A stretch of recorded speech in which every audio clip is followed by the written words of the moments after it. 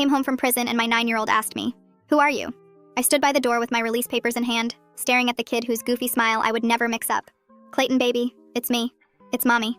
I'm home." Clayton went pale like he'd seen a ghost. "But Daddy said you died in prison." "What? That's crazy, I'm right here." He backed away into the house, his tears now streaming. No, Mommy's dead. We went to her funeral. I put flowers on the wooden box she was in." "What box? What funeral?" I stepped forward, but Clayton ran deeper into the house. "Daddy!" My husband Carter appeared in the hallway, and when he saw me, his knees literally buckled. "Who are you?" He pulled Clayton behind him, protective. "Carter, what are you talking about?" "It's me, Vivian. I just got released from prison." I held my release papers out, but he didn't move. "Vivian died 8 months ago." His voice was breaking. Sewer slide in her cell. The warden called me himself and delivered the goodbye letter. I identified the body. We buried her. My legs felt weak. "That's impossible. I wrote you letters every week. I called when I could. We talked about Clayton's birthday 3 weeks ago." Carter shook his head slowly. "I haven't gotten a letter or call in 8 months. Not since..." He paused. "Since my wife died. I don't know who you are or what kind of sick game this is, but you need to leave." "Game? Carter, I'm your wife. We've been married for 12 years. He walked to the kitchen drawer and pulled out a folder. His hands were steady now, like he'd made up his mind about something. Inside were documents, a death certificate with my name, official prison letterhead saying I'd taken my own life, a program from my funeral with my picture on it. "This is my wife's death certificate," he said quietly, signed by the prison doctor. I stared at the papers. They looked real. Official seals, signatures, everything. "This is fake. It has to be.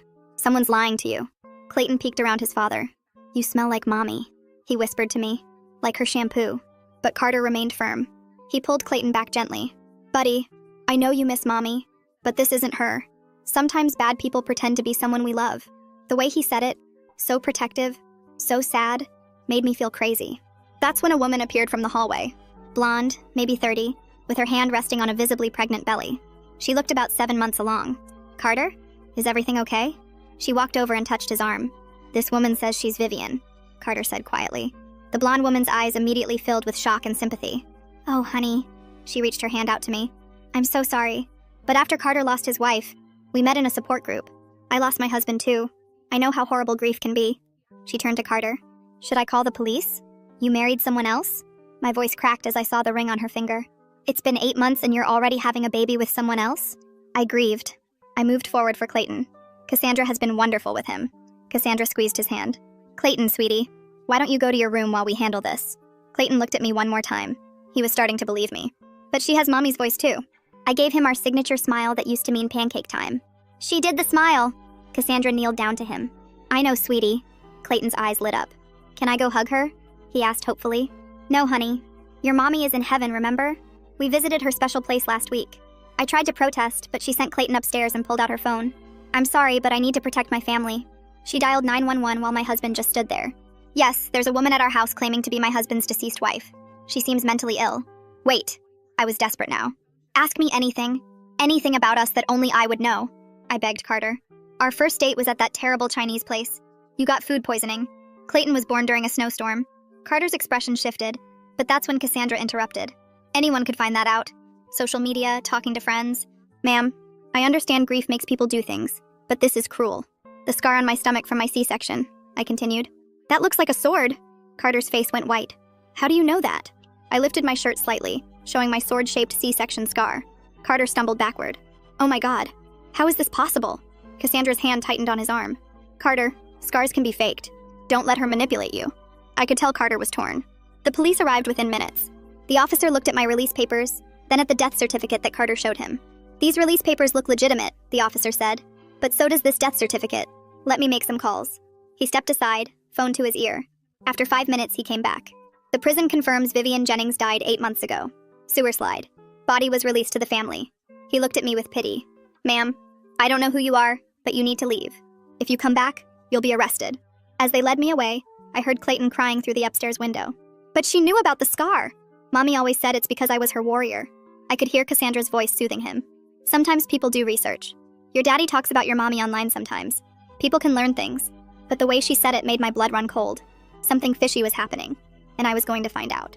I drove 2 blocks away and pulled into an empty parking lot behind a closed grocery store. My hands shook so hard I could barely turn off the engine. The release papers sat in my lap, crumpled from where the officer had grabbed them to check. I kept hearing his voice saying the prison confirmed I died 8 months ago. My phone had 3% battery left and nowhere to charge it. I reclined the seat back and stared at the car's ceiling, trying to make sense of what just happened. Carter's face when he saw me kept playing in my head like a movie I couldn't turn off. The way he looked at me like I was a stranger. The way Cassandra touched his arm, protective, like she owned him now. Clayton crying through the window about the scar. I must have dozed off because when I opened my eyes, gray light was coming through the windshield. My neck hurt from the awkward angle and my mouth tasted awful. I checked my phone, 2% battery, 6:47 a.m. The county records office opened at 8. I started the car and drove downtown, my release papers clutched in one hand.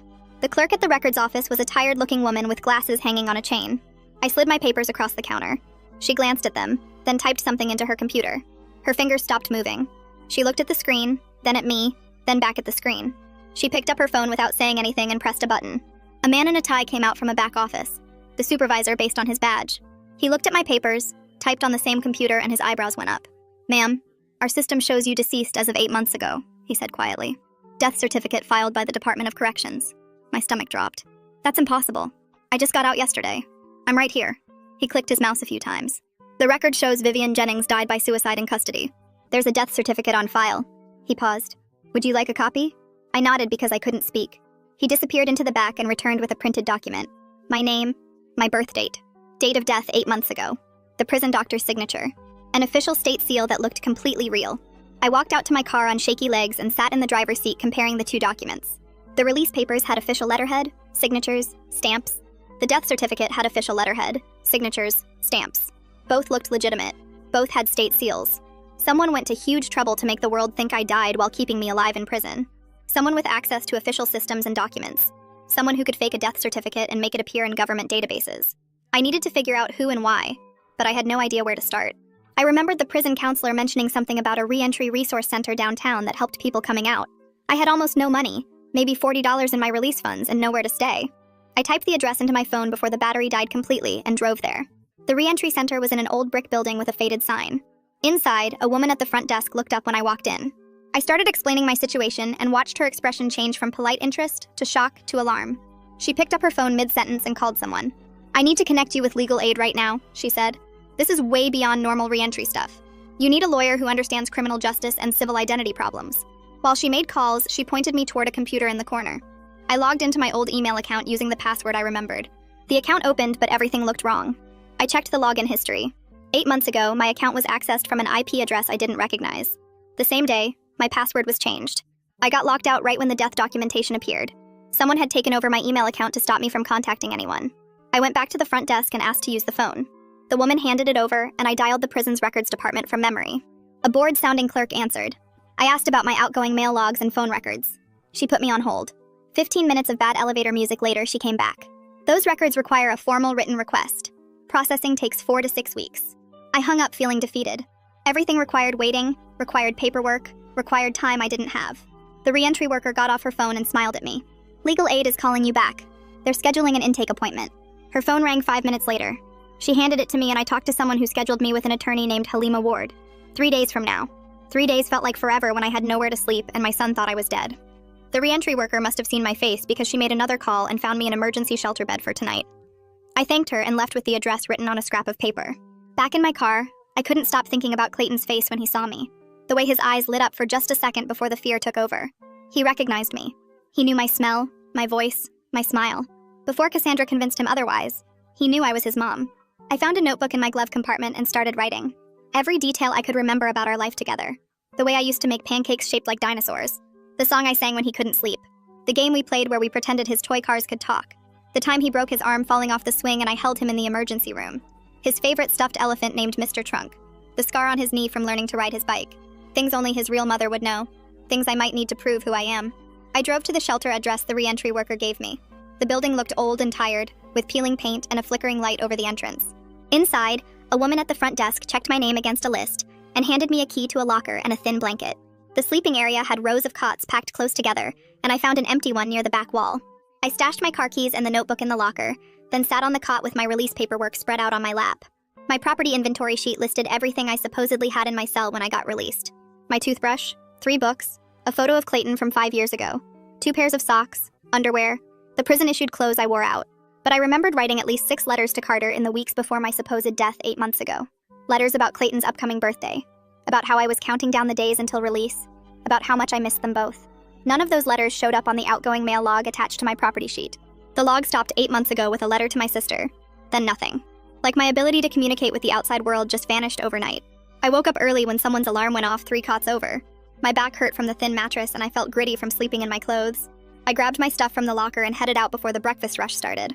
The death certificate Carter showed me listed the cemetery name and plot number.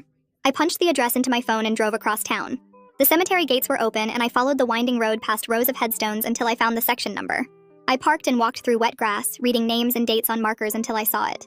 My name, Vivian Jennings. My birth date, and a death date from 8 months ago. Fresh flowers sat in a metal vase attached to the headstone. Someone had been here recently, probably Carter and Clayton visiting what they thought was my grave. I stood there staring at my own headstone and felt like I was watching myself from outside my body. This thing existed in the real world. Someone paid money for it. Someone carved my name into stone. Someone put my supposed body in the ground under this exact spot. The whole thing felt wrong in a way that made my skin crawl. I pulled out my phone and took photos of everything. The headstone from different angles, the flowers, the plot number marker, the funeral home name engraved at the bottom of the stone. Then I walked back to my car and looked up the funeral home address. 3 blocks away. I drove over and parked in their small lot. The building was brick with white columns, trying to look fancy but mostly looking dated. Inside smelled like flowers and carpet cleaner.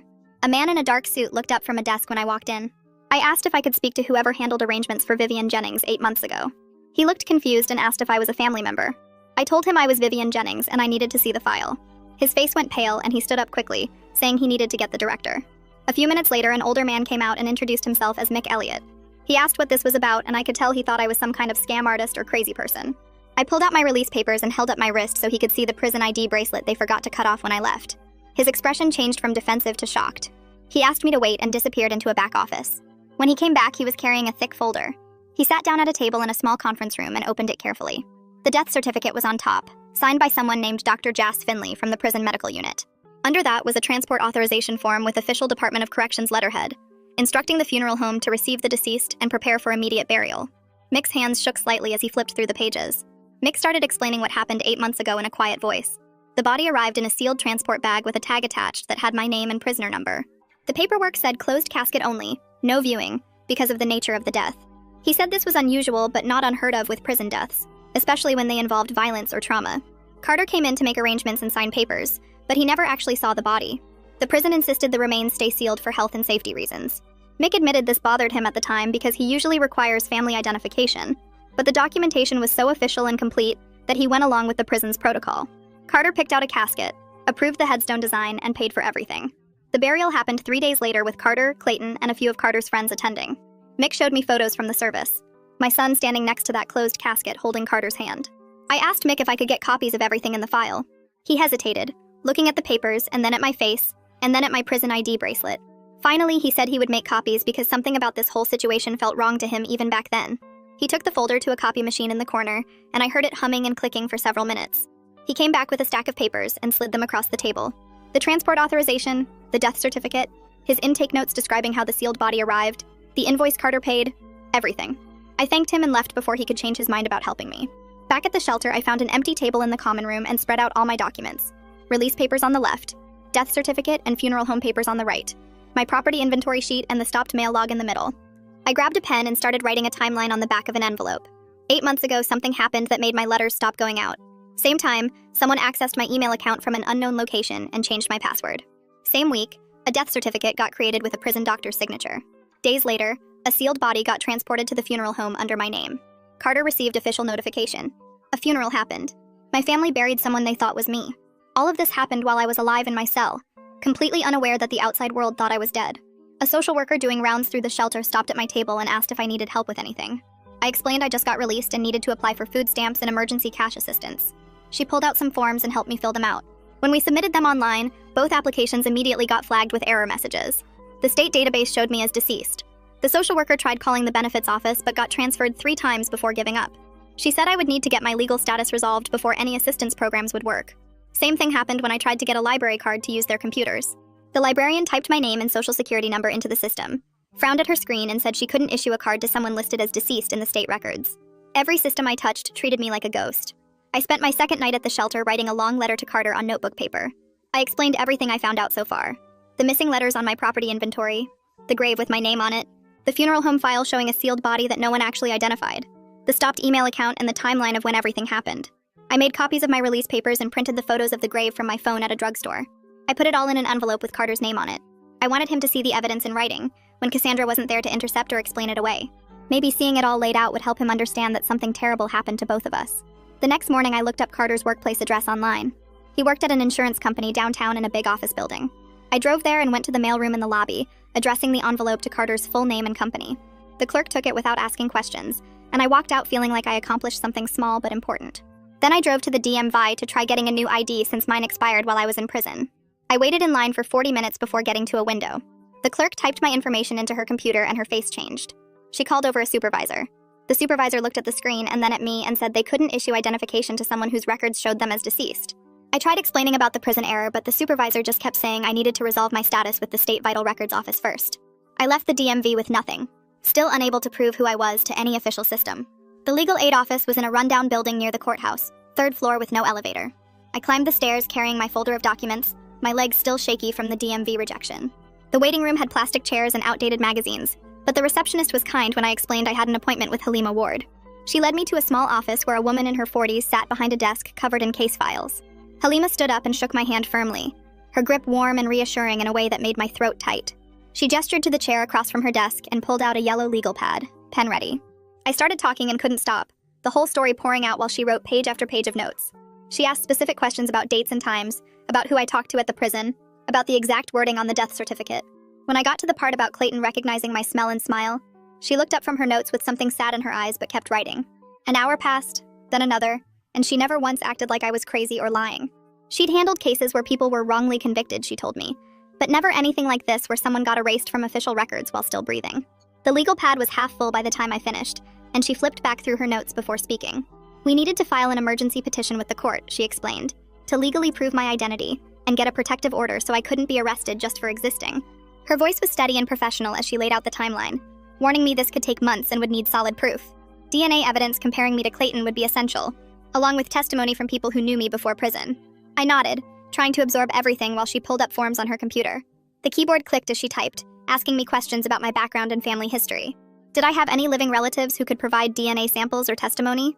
My sister lived 3 states away, I told her, but we hadn't spoken since before prison because our relationship was complicated. Halima wrote that down and said complicated relationships were still useful for DNA comparison.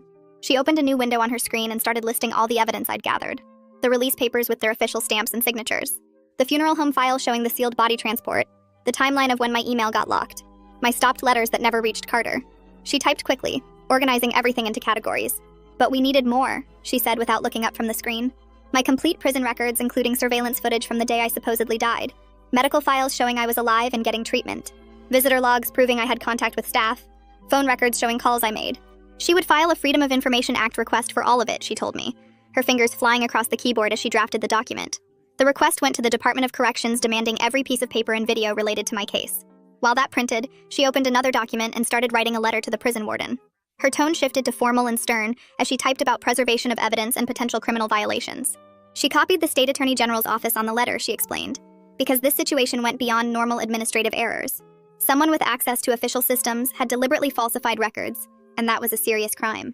The printer hummed as page after page came out, and she signed each one with a flourish before sliding them into envelopes. I watched her work with a strange mix of relief and anxiety building in my chest. Someone was finally taking action instead of just telling me I was wrong or confused. She sealed the envelopes and stacked them in her outbox for mailing, then turned back to me with a small smile. This was just the beginning, she warned. But at least now I had representation and a plan. I left her office an hour later with copies of everything she filed, walking down those 3 flights of stairs with my folder thicker than before. For the first time since showing up at Carter's door, I felt like maybe I could prove what happened to me. The panic and confusion that had been choking me for days loosened just a little bit. I had a lawyer who believed me and knew how to fight bureaucratic systems. Outside on the sidewalk, I checked the time on the shelter's loaner phone they'd given me for emergencies. Still afternoon, with hours before I needed to be back for dinner. I started walking toward the bus stop when a woman approached me, maybe 35 with a messenger bag and a professional but friendly smile. She introduced herself as Kirsten Logan and said she was a journalist who covered criminal justice issues. Someone at the reentry center had mentioned my situation, she explained, and she wanted to hear my story. My stomach clenched with worry about making things worse, about Cassandra seeing my name in the news and using it to keep me from Clayton. But Kirsten kept talking, explaining how media attention often forced bureaucratic systems to move faster because nobody wanted to look incompetent in public. She promised to verify every detail before publishing anything and to protect my privacy as much as possible while still exposing what the prison system did. I studied her face, trying to decide if I could trust her. She pulled out a business card with her name and the newspaper's logo, along with links to articles she'd written about wrongful convictions and prison reform. The articles looked legitimate when I glanced at them on her phone, serious investigations that had led to policy changes. I agreed to talk, and we found a coffee shop 2 blocks away where she bought me lunch while I told her everything again. She recorded our conversation on her phone after asking permission and took notes in a spiral notebook covered in coffee stains. 2 hours passed while I laid out the timeline, showed her my documents, explained about the funeral home and the sealed body. Her eyes widened when I showed her mix file about the transport protocol, and she took photos of every page with her phone's camera. This was highly unusual, she said. Almost unheard of for a body to arrive sealed with no viewing. It suggested someone with institutional authority had orchestrated the whole cover-up. Someone who could manipulate official paperwork and transport procedures. She photographed my release papers, the death certificate copy, the grave photos, everything. When we finished, she packed up her notes and promised to start making calls to the Department of Corrections. She would request official comment on my case and see how they responded, she told me. Their reaction would tell her a lot about whether this was a simple mistake or something more deliberate. I rode the bus back to the shelter feeling exposed and nervous about what would happen when her article came out. The next afternoon, Kirsten texted me that she'd heard back from the DOC Public Information Office. Their response was brief and bureaucratic, she said, claiming they were looking into the matter but couldn't discuss individual inmate records. That was government speak for internal panic, she explained, because organizations only used that kind of language when they were scrambling to figure out what went wrong. 3 days after I mailed my letter to Carter's workplace, an unknown number called the shelter's loaner phone. I almost didn't answer because I figured it was spam, but something made me pick up. Carter's voice came through shaking and uncertain, asking if we could meet somewhere public to talk. He'd gotten my letter at work, he said, and hadn't been able to think about anything else since reading it. My hands trembled as I agreed to meet him at the same coffee shop where I'd talked to Kirsten. He'd seen all the evidence laid out in writing, away from Cassandra's protective interference, and something had shifted in how he was processing everything. I hung up and sat on my shelter bunk staring at the phone, wondering if this meant he was starting to believe me, or if he just wanted more answers before deciding I was crazy. The coffee shop was nearly empty when I arrived the next afternoon, just a few people with laptops scattered around. Carter was already sitting at a corner table, and I could see from across the room that he looked terrible. Dark circles under his eyes, wrinkled shirt, hair sticking up like he'd been running his hands through it all night. The manila folder sat on the table in front of him, thick with papers. I slid into the chair across from him and watched as he opened the folder with shaking hands. He spread the documents across the table between us like he was laying out evidence at a crime scene. Death certificate, funeral program, official prison letters, all of it arranged in neat rows. His voice came out rough when he finally spoke, asking me how any of this could be real if I was sitting right here in front of him. I pulled out my own papers, the release documents with their official stamps and signatures. I walked him through everything I knew, pointing to dates on my paperwork, showing him the timeline of when my letters and calls should have reached him. He stared at the papers for a long time before admitting something that made my chest tight. He said it had seemed strange when my letters and calls suddenly stopped coming, but the prison counselor told him I was withdrawing emotionally before the suicide. That's what they told him, that I was pulling away from everyone, getting ready to do it. The counselor made it sound normal, like a pattern they'd seen before. Carter's hands were still shaking as he reached for his phone. He scrolled through his messages and turned the screen toward me. There was a text supposedly from me, dated exactly 8 months ago. The message said I couldn't handle prison anymore, that he should move on with his life and forget about me. I stared at those words and felt sick because I never wrote that. I never sent any text like that. I told him I didn't even know how someone could have accessed my phone account to text him, but clearly someone did. Someone wanted him to think I was giving up. He believed it too, believed I was saying goodbye. I asked him about the letter, the goodbye letter the warden supposedly delivered to him personally. Carter's face went pale and he reached for his wallet. He'd been carrying it with him for 8 months, he said, keeping it folded in the leather. The paper was worn soft from being handled, creased where it had been folded and unfolded probably hundreds of times. I took it from him carefully and started reading. The handwriting did look like mine, similar enough that I could see why Carter believed it. But the words were all wrong. The phrasing was stiff and formal, nothing like how I actually write or talk. It said things about accepting my fate and finding peace, phrases I would never use. It talked about Clayton in this distant way that made me want to scream because I never wrote like that about my son. Carter was watching my face as I read, really studying me. I could see something shifting in his eyes, like he was finally letting himself consider that maybe I was telling the truth. He asked me what I needed from him, his voice barely above a whisper. I told him straight out because there was no point dancing around it. I needed DNA testing to prove I was Clayton's biological mother. I needed him to stop treating me like some dangerous stranger who was trying to hurt his family. I needed him to help me figure out what happened and who did this to us. He nodded slowly and said he would agree to the DNA test, but then he added that he needed time to process everything before involving Clayton any further. Cassandra was terrified, he explained. scared that I was going to destroy the family she'd built with him. She was pregnant and worried about what my return meant for her baby, for Clayton, for everything they'd created together. He needed to figure out how to handle the situation without traumatizing everyone involved. I wanted to argue, wanted to demand immediate access to my son, but I forced myself to stay calm. We exchanged phone numbers, typing them into each other's phones right there at the table. Carter promised he would cooperate with Halima's legal proceedings, that he wouldn't fight me on the identity restoration. As we stood up to leave, he reached out and touched my arm briefly. The contact was so quick I almost missed it. He said he was sorry for not believing me at first, that the death certificate and the funeral had felt so real. Accepting that I was gone had seemed easier than questioning official documentation from the prison system. I rode the bus back to the shelter in a daze, my emotions all tangled up, exhausted but also weirdly hopeful for the first time since this nightmare started. Having Carter as an ally instead of an enemy changed everything, even though the path forward was still messy and complicated. At least now I had someone who believed me, someone who could help prove I was who I said I was. 2 days later, my phone buzzed with a call from Halima. She had news that made my pulse speed up.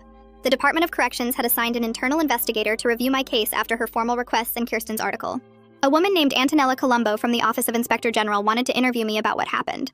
Halima gave me the address of a government office building downtown and told me to bring every piece of documentation I had. The building was gray concrete and glass, the kind of place that screamed bureaucracy. Antonella met me in a small conference room on the 3rd floor. She was maybe 40, with dark hair pulled back tight and sharp eyes that missed nothing. All business from the second I walked in. She had a recording device on the table and clicked it on before we even sat down. Her questions were detailed and specific, drilling down into my last months in prison. She wanted to know about my daily routine, which officers worked my housing unit, who handled my mail. She asked about the grievance I'd filed 8 months ago, the one about missing outgoing letters. Every time I answered, she took notes in tight, precise handwriting. She made copies of all my documents using a scanner in the corner. My release papers, the death certificate copy, the funeral home file, the photos of the grave, everything. She was particularly interested in which correctional officers had access to my housing unit and the mailroom. She asked me to write down every name I could remember, every face I'd seen regularly during those final months before I was supposedly dead. The interview lasted almost 2 hours, and by the end I felt wrung out. But Antonella seemed satisfied with what I'd given her. She packed up her notes and recording device, then told me she'd be in touch as the investigation progressed. She couldn't share details about what they were finding, but she promised to keep Halima updated on anything relevant to my legal case. Antonella closed her folder and looked at me with an expression I couldn't quite read. She pulled up something on her computer screen and turned the monitor so I could see it.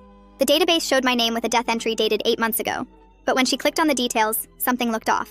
She pointed to a field that said verified by, and there was only one name listed instead of the usual multiple entries. Raina Harrington, mailroom supervisor. Antonella scrolled down and showed me the resignation date, exactly 2 weeks after my supposed death was recorded. The timing made my stomach drop. I stared at the name Raina Harrington, trying to figure out why it felt familiar. Then it hit me like a punch to the gut. Raina was the woman who worked in the mailroom, the one who always wore too much perfume and had long fake nails that clicked on the counter when she sorted packages. I remembered her because she was dating one of the corrections officers on my housing unit, a guy named Rodrigo, who had a thick mustache and always seemed annoyed when inmates asked him questions. I never had any major problems with either of them, just the usual prison staff attitude where they treated you like you were invisible or stupid. But 8 months ago, I did file a grievance. I had written 3 letters to Carter in 1 week because Clayton's birthday was coming up, and I wanted to make sure at least one got through. None of them ever made it to him. When I asked Raina about it, she got defensive and told me the mail system was backed up and sometimes letters got lost. I filed the grievance through the official process, documenting the dates I'd given her the letters and the fact that Carter never received them. The grievance went to her supervisor, and I never heard anything back about it. 2 weeks later, my outgoing mail privileges got suspended for some bogus rule violation I didn't even commit. Antonella was watching my face as I remembered all this. She handed me a yellow legal pad and a pen, and asked me to write down everything I could recall about that grievance. Every detail about the missing letters, every interaction with Raina, anything I remembered about Rodrigo or other staff members who might have been involved. She said she couldn't tell me specifics about the investigation because it was ongoing, but she confirmed they were looking into whether staff members falsified records to cover up mail theft or other types of misconduct. I started writing and the words just poured out. I wrote about how Raina always seemed rushed when I brought her outgoing mail, how she would toss the envelopes into a bin without really looking at them. I wrote about the grievance form I'd filled out, and how the response I got back was just a form letter saying my complaint had been reviewed and found to have no merit. I wrote about Rodrigo, and how he started giving me weird looks after I filed the grievance, like he knew something I didn't. I wrote about how my mail privileges got suspended right after that, and how I had to go through this whole appeal process just to be able to write to my family again. By the time I got my privileges back, Carter had stopped responding to my letters anyway. I thought he was mad at me or had given up on our marriage. I never imagined someone was literally making me disappear from the system. The pen shook in my hand as I kept writing. Antonella let me take my time, not rushing me, just occasionally nodding when I looked up. When I finally finished, I had filled 4 pages front and back with everything I could remember. She took the pages and read through them carefully, making notes on a separate pad. Then she looked at me with a serious expression and told me something that made my blood run cold. She said if Reina and Rodrigo were involved in this, I needed to stay far away from them. She said confronting them directly could mess up the investigation and potentially put me in danger. She said people who would go this far to cover up their crimes might do worse if they felt threatened. I promised her I wouldn't try to contact them, but inside I was screaming. These people had stolen my life, erased my identity, made my husband think I was dead, all to hide the fact that they were stealing mail. The thought made me want to throw up right there in her office. Antonella walked me out and told me she'd be in touch as the investigation moved forward.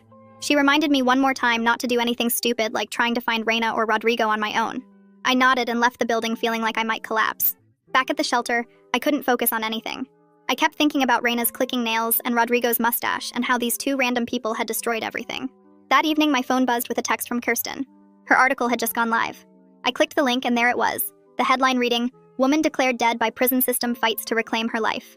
She had written it carefully, focusing on the documents and the systemic failures rather than making it sound like some crazy drama. She included quotes from my interview, photos of my release papers next to the death certificate, and questions about how the prison system could lose track of a living person. The article was good, really good, and I felt grateful that someone was telling my story the right way. Within an hour, the article started getting shared on social media.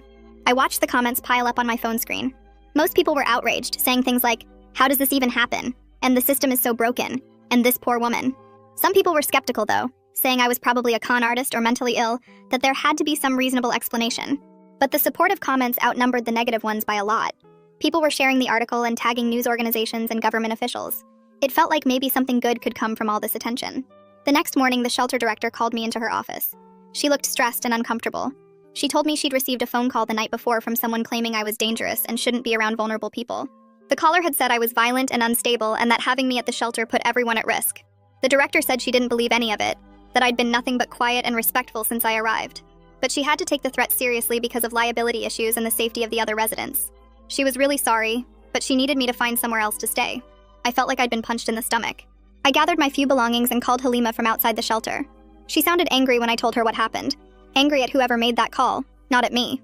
She said she had some emergency legal aid funds she could use to get me into a cheap motel for a few weeks while we worked on more permanent housing. 2 hours later, I was checking into a rundown motel on the edge of town. The room smelled like cigarettes and cleaning chemicals. The bedspread had stains I didn't want to think about, and the TV only got 3 channels. But it had a door that locked and no one could tell me to leave. After weeks of the shelter's chaos and years of prison's constant noise and surveillance, having a private space felt like the biggest luxury in the world. I sat on the bed and just breathed for a few minutes, letting the silence sink in. My phone buzzed with a text from Carter. He said Cassandra had seen Kirsten's article and was really upset. She was worried that all the media attention would bring chaos into Clayton's life, that reporters might show up at the house or at his school. He asked if I could avoid doing any more publicity until the legal stuff got sorted out. I texted back that I understood and would hold off on any follow-up interviews. I didn't tell him that Kirsten had already asked me about doing more coverage. I didn't want to make things worse between him and Cassandra. 2 days later, Halima called with news. The court had scheduled a hearing on her emergency petition for 2 weeks from now. She said we needed to spend that time gathering as much evidence as possible. We needed the DNA results comparing me to Clayton. We needed my complete prison records showing I was alive when I was supposedly dead. We needed testimony from people who knew me before I went to prison. She rattled off a whole list of things we had to pull together, and I wrote them all down on the motel notepad. 2 weeks suddenly felt like no time at all to prove I existed. The first thing on Halima's list was contacting my sister. I hadn't talked to Rachel in almost 4 years, not since before I went to prison when we had a huge fight about money I borrowed and never paid back. I sat on the motel bed staring at my phone for 10 minutes before I finally called her number. She answered on the 3rd ring. Her voice sounded older, tired. I told her it was me, and she went completely silent for like 30 seconds. Then she started crying and asking how this was possible because she got a letter 8 months ago from the prison chaplain saying I died. The letter had official prison letterhead and everything. She said she felt terrible for not coming to the funeral, but she was broke and lived 3 states away, and our relationship had been so bad. I told her the whole story about the fake death certificate and Carter remarrying and Clayton thinking I was dead. Rachel kept saying she should have known something was wrong, that she should have called the prison to verify, but she just assumed prison officials wouldn't lie about someone dying. I asked if she still had the chaplain's letter, and she said yes. She kept it in a box with old family photos. She promised to scan it and email it to me right away. Then I asked the hard part, if she would give a DNA sample to prove we were sisters and maybe testify in court about our family history. Rachel agreed immediately. She said she wanted to help fix this mess, and she was sorry for not being there when I needed her. We talked for almost an hour, catching up on everything that happened in the years we didn't speak. She told me about her kids getting bigger, and her divorce, and her new job at a grocery store. It felt good to have family on my side again, even family I'd been mad at for years. After we hung up, Rachel's email came through with a scan of the chaplain's letter. It looked just as official as all the other fake documents, with the prison logo and a signature from someone named Chaplain Zion. I forwarded it to Halima right away. 3 days later, Halima called to say she'd arranged everything with a state lab for DNA testing. The appointment was set for the next morning at 9 a.m. Carter agreed to bring Clayton, and Rachel was driving in from out of state to give her sample too. That night, I barely slept, thinking about seeing Clayton again in that clinical setting. The lab was in a medical building downtown, all white walls and fluorescent lights that made everything look cold and harsh. I got there early and sat in the waiting room until Carter arrived with Clayton. My son looked so small walking through those glass doors, holding his dad's hand. He was wearing his favorite blue shirt with dinosaurs on it, the one I bought him for his 7th birthday. When Clayton saw me sitting there, he stopped walking and just stared. I smiled at him but didn't say anything because Halima warned me the court's temporary order meant no contact during the appointment. The lab tech called us back to a room with 3 chairs and a metal table covered in supplies. She explained the process to Clayton in a nice voice, telling him it would just be a quick swab inside his cheek and it wouldn't hurt at all. Clayton kept looking at me while she talked, like he was trying to figure something out. Carter stood behind him with his hands on Clayton's shoulders, protective. The tech did my sample first, rubbing the swab along the inside of my cheek for 30 seconds. Then she did Clayton's sample while he sat very still and brave. I watched my son's face the whole time, memorizing every detail because I didn't know when I'd see him again. His eyes were exactly like mine, dark brown with little gold flecks. He had a small scar on his chin from when he fell off his bike at age 5. I wanted so badly to reach out and touch him, to pull him into my arms and never let go, but I just sat there with my hands folded in my lap. After the tech finished with Clayton, she labeled all the tubes with numbers and barcodes. Carter told Clayton they could leave now, and Clayton asked in a quiet voice if he could say something to me. Carter looked uncomfortable but nodded. Clayton turned to me and said I really did smell like his mommy, and that confused him. Then Carter guided him out of the room before I could respond. I sat there for another 20 minutes waiting for Rachel to arrive. When she finally showed up, we hugged for a long time in the waiting room. She looked different, older and thinner, but her eyes were the same. The tech took Rachel's sample, and then told us the results would take 10 days with the expedited processing Halima requested. 10 days felt like forever when I knew the science would prove what I already knew, that I was Clayton's mother, and I never died in that prison cell. I spent those 10 days in the motel room mostly, watching terrible TV and trying not to go crazy with waiting. On day 6, Antonella called with new information from her investigation. She said the prison's surveillance system showed me alive and walking around my housing unit on the exact date I supposedly died. The cameras captured me in the day room, in the chow hall, in my cell. She also interviewed other women from my unit, and they all confirmed I was there that whole week, very much alive. Multiple people remembered seeing me and talking to me on the day the death certificate said I killed myself. Antonella's voice got more serious when she told me the next part. She found another inmate death that happened 3 days before my supposed death. A woman named Jazz who died of a heart attack or something medical. Jazz had no family, so her body was released to the county for burial in the prison cemetery, where inmates with nobody go. But here's the disturbing part. The timing of Jazz's death and my fake death lined up too perfectly to be a coincidence. Antonella thought someone might have switched our identities in the prison records, declaring me dead and having Jazz's body buried under my name. I felt sick hearing this, thinking about some poor woman buried in a grave with my name on the headstone. Antonella explained her theory about why this happened. If Reina and Rodrigo were stealing mail like I suspected, and if my grievance 8 months ago could have exposed them, they might have seen Jazz's death as an opportunity. By declaring me dead in the system, they could make any complaints I filed disappear as clerical errors. With me officially deceased, Carter would stop asking questions about missing letters. I'd be trapped in this bureaucratic nightmare even after my release date. The whole theory made horrible sense in a way that made me want to throw up. They declared me dead and buried someone else under my name just to cover up stealing mail and whatever other shady stuff they were doing. Carter would stop calling the prison asking why his wife wasn't writing back. Any grievances I filed would get dismissed because dead inmates don't file complaints. I asked Antonella what would happen to Reina and Rodrigo if she proved this theory true. She said they could face federal charges for falsifying government documents, mail fraud, and civil rights violations. The prison administration could also face huge liability for failing to catch such a massive error in their system. Federal investigators might get involved. People could lose their jobs. There might be lawsuits. Antonella told me she was building a strong case but needed more evidence before bringing charges. She was tracking down the transport records for Jazz's body and interviewing more staff members who worked in the mailroom. Everything was moving forward, she said, but these investigations take time. I thanked her and hung up, feeling angry and validated at the same time. Angry that people would destroy my life just to hide their crimes. Validated that someone in authority finally believed my story and was working to prove it. 5 days before the court hearing, Halima called my motel room at 8 in the morning. The DNA results were back from the state lab. She read the numbers to me over the phone. 99.97% probability that I was Clayton's biological mother. My sister's DNA confirmed we were siblings. The lab had no doubt about my identity. Halima said she was filing the results with the court within the hour and sending copies to Carter's lawyer and the state attorney. I sat on the motel bed after hanging up, staring at the printed email confirmation she sent to the business center downstairs. Science proved what I already knew, but seeing those numbers made it real in a way that felt different. My phone rang again 2 hours later. Carter's name showed on the screen. I answered and heard him crying before he said anything. He kept apologizing, saying he didn't know how to process that he buried someone else while I was still alive. His voice broke when he asked if we could meet again to talk about telling Clayton the truth. I said yes immediately. We agreed to meet at the same coffee shop the next morning. I spent the rest of the day pacing the motel room, thinking about seeing Carter again now that he finally believed me completely. The next morning I got to the coffee shop early and sat in the same booth we used before. Carter arrived 10 minutes later carrying a manila envelope. He looked like he hadn't slept much. He sat down across from me and slid the envelope over. Inside were printed photos from Clayton's 8th birthday party that happened 3 months ago. A birthday I missed because everyone thought I was dead. I looked through the pictures one by one. Clayton wearing a superhero cape, blowing out candles on a Batman cake, opening presents in our living room that now belonged to Cassandra too. Seeing my son's face in those moments, I should have been part of, made me want to scream. Carter watched me look at the photos and started talking. He explained that Cassandra was struggling hard with the reality that I was alive. She built a whole family with him, believing I was gone forever. Now she was 7 months pregnant and scared about what my return meant for her marriage and her baby's future. I understood why she felt that way, but it didn't change anything about what I needed. I told Carter I didn't want to destroy his new family, but I also wouldn't be erased from Clayton's life anymore. We needed to figure out a way for everyone to exist together, even if it was messy and uncomfortable, because Clayton deserved to know his real mother. Carter nodded and suggested we start with supervised visitation once the court officially restored my identity. That would give Clayton time to adjust slowly instead of overwhelming him all at once. It wasn't what I wanted. I wanted to hold my son and never let go. But I agreed because pushing too hard too fast could hurt Clayton more. The court hearing arrived on a Tuesday morning. Halima met me outside the courthouse at 9. We went through security and waited in a hallway until they called our case. The courtroom was smaller than I expected. The judge sat behind a tall wooden desk. A state attorney sat at one table. Halima and I sat at another. My sister flew in and sat in the gallery behind us. Halima stood and presented our evidence piece by piece. The DNA results showing 99.97% certainty I was Clayton's mother.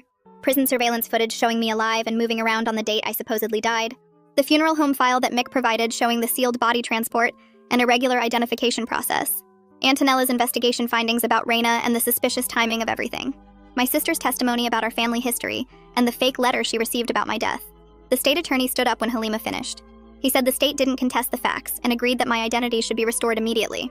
The judge looked at all the paperwork spread across her desk. She asked me to stand and state my name for the record. I said my name out loud in that courtroom. Vivian Jennings. The judge issued her order right there. She declared that I was alive. The death certificate was issued in error. All state agencies must correct their records immediately. She also granted a temporary visitation order allowing supervised contact with Clayton, while a full custody evaluation got scheduled.